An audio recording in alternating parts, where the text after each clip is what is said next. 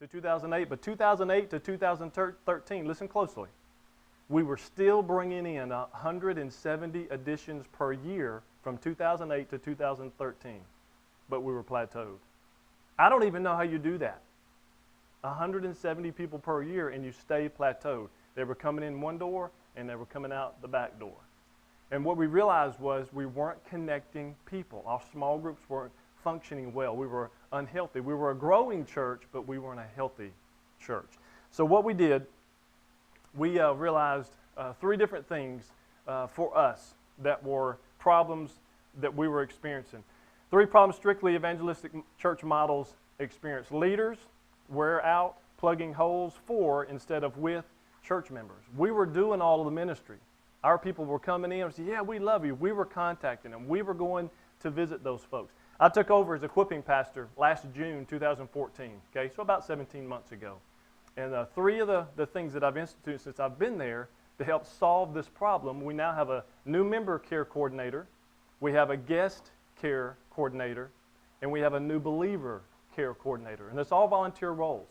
So as soon as you join the church, we have a lady who has your name, and she calls, or a guy if you're a male, who calls and sets you up immediately with a mentor or puts you in a group of 2 or 3 people, and they meet on Sunday nights or they meet on Wednesday nights, or really whenever they need to take those new believers through some kind of new believer care, okay? So we're trying to solve a problem. But listen, I didn't hire anybody.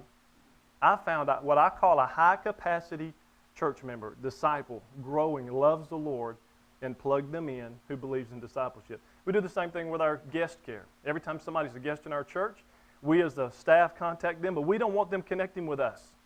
If I die or leave, the ministry's got to continue. So we're trying to connect them with their small group leaders. So our small group leaders call them, and also this guest care will call and say, okay, how was your experience at First Baptist Halton? How are things going? Is there anything that you want us to know? And then the last question is always this: how can we connect you with a small group?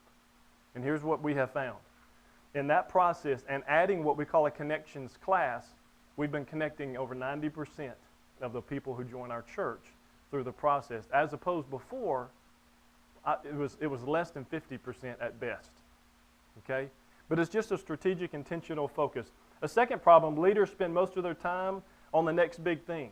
And let me tell you something that we found. If you're that guy that every year you're trying to find that program that's bigger and better so you can bring more people in, you're going to find, if you stay there long enough, I was in First Baptist Winfield for 10 years. I've been at this church for 12 years. There's what I call a 5 to 7 year itch.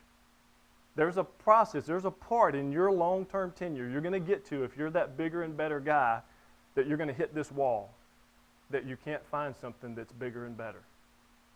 Okay?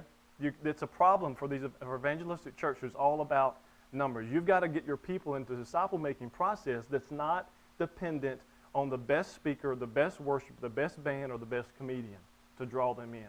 It's a daily walk with Jesus. A third problem is leaders throwing their pearls to pigs. What we found was we weren't spending time with people who get it. We were spending time with people who had influence, who had power, and let's be honest, sometimes we treat people with money or with power or with influence differently than we treat other people.